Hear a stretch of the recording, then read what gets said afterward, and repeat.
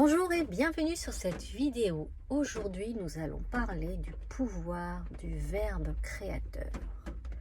Change ton langage, change ta vie. Qu'est-ce que j'ai voulu dire par là? Il y a de cela quelques années, j'ai rencontré Alexandre Lucas. On l'appelait le gourou de Loire-Atlantique. Et cet homme m'a permis de comprendre bien des choses. Et l'un des premiers enseignements que j'ai eu auprès de lui, mais en fait, je ne pense pas que c'était l'un des premiers, mais c'est l'un des premiers à avoir assisté autant. Et c'était de faire attention aux mots qu'on choisissait. Puisque les mots avaient une vibration, une énergie, une consonance, il était important qu'on puisse choisir avec soin la manière dont on exprimait notre histoire, nos difficultés. Et c'est là où je me suis rendu compte que plus tu fais un choix conscient de l'utilisation de tes mots, plus tu co-crées et tu manifestes dans ton champ d'expérience l'histoire que tu te racontes. Donc, je vous donne un exemple. Il y a des gens que vous allez pouvoir voir autour de vous qui vont avoir un langage assez lourd en densité, ça veut dire j'ai des problèmes, ils vont insister sur des mots qui sont une vibration assez basse, ils vont toujours répéter les mêmes choses, ils vont figer les choses, on le sent dans leur verbe en fait, je ne sais pas comment vous l'expliquer. Après c'est peut-être aussi culturel, je sais que par exemple certains Canadiens utilisent des expressions j'ai de la misère, bon bah déjà dans la phrase tu as tout dit, j'ai de la misère, tu as tout dit. Mais il y a certaines cultures, mais l'idée c'est de choisir vos mots avec conscience, du style au lieu de dire j'ai un problème, ou, déjà si vous disiez j'ai un challenge, voyez bien qu'en énergie c'est pas la même chose. Je souffre, essayez de trouver un mot qui exprime ça, mais sans pour autant que ce soit aussi lourd. Comprenez ce que je veux dire? C'est toujours exprimer la difficulté dans laquelle vous êtes, mais déjà en ne la condamnant pas, en ne la figeant pas, du genre c'est toujours comme ça que ça se passe pour moi. Non, c'est toujours comme ça que ça se passe pour le moment. Ça sous-entend qu'il se peut qu'à un moment donné dans mon champ d'expérience, j'expérimente autre chose. Il y a des... Par la parole, tu seras exaucé et par la parole, tu seras condamné.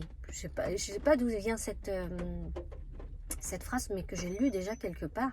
Et effectivement, le pouvoir du verbe, le verbe créateur est d'une importance phénoménale, mais on ne s'en rend pas compte, c'est insidieux. Et je pense qu'auprès d'Alexandre, j'ai été très touchée parce que quand je suis arrivée dans ce cercle, je voyais bien que les gens exprimaient leurs difficultés et j'avais le sentiment qu'ils l'exprimaient d'une certaine façon. Et avec un contraste avec ceux qui n'utilisaient pas de mots conscients, qui au contraire condamnaient, figeaient, qui étaient dans une victimisation. C'est ça le mot, victimisation. Et quand tu es dans un choix conscient de tes mots, du pouvoir du verbe, tu sors de la victime. En fait, tu deviens un être conscient, conscient de ce qui se joue, mais conscient que tout se joue encore et qu'il n'y a rien de figé et qu'il y a potentiellement la possibilité de tout transformer. C'est ça que j'avais apprécié. Et lors de mes lectures d'âme, ce que j'avais remarqué aussi, c'est que certaines personnes reviennent avec un verbe créateur et un verbe thérapeutique. Alors, qu'est-ce que ça veut dire? Ça veut dire un verbe créateur, ça veut dire que par leurs paroles, ils peuvent manifester dans leur champ d'expérience quelque chose de très rapide. Souvent, ils ne s'en rendent pas compte et ils le font de manière négative. Ils vont avoir peur de quelque chose, ils vont le répéter sans cesse et ça se manifeste. Alors tu vas me dire, c'est pour tout le monde pareil. Et il y a des gens qui ont une coloration qui est tellement prononcée que pour eux, la manifestation pourra prendre moins de temps.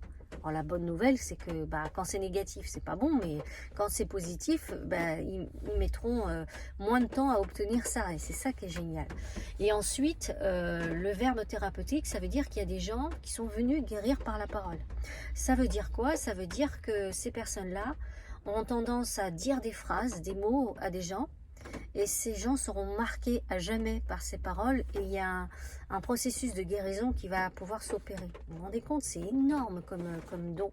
Et donc d'où l'importance très tôt de choisir en conscience les mots et de faire un choix conscient dans la manière dont tu racontes tes difficultés.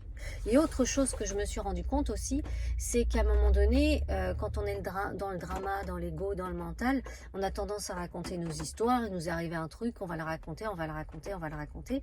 Et ça densifie en énergie et ça matérialise un champ d'expérience qui sera, ça va dupliquer le problème en fait. Alors que quand tu prends le temps de prendre conscience de ce qui se joue et que tu le racontes différemment, et qu'à un moment donné, tu n'éprouves plus le besoin de le raconter, et bien là aussi, tu t'économises beaucoup de drama, beaucoup d'histoires que tu vas raconter, que finalement tu ne raconteras plus. Pourquoi? Parce que tu sors de cette dimension de victime. Ça m'est arrivé, je vais en parler parce que voilà, mais j'ai plus besoin de passer par le côté victime et m'ancrer avec des mots qui sont lourds en vibration. Vous comprenez ce que je veux dire?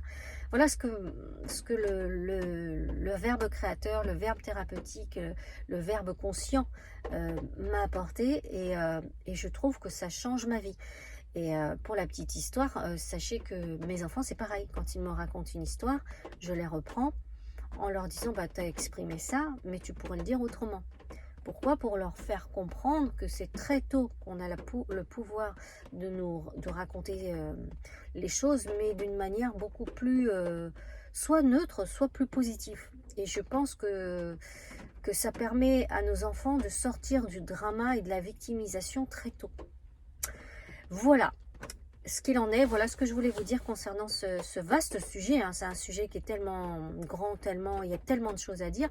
Mais la clé ici, c'est écoutez-vous parler dans un premier temps et essayez de voir si la plupart du temps vous utilisez un vocabulaire avec une vibration basse, un vocabulaire qui condamne, qui fige l'énergie, ou au contraire un vocabulaire beaucoup plus porteur, beaucoup plus ouvert, beaucoup plus apaisant, beaucoup plus pacifiant.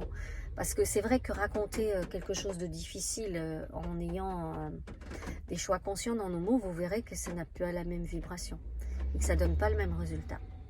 Voilà, je vous souhaite une excellente expérimentation et bon verbe à vous. À bientôt.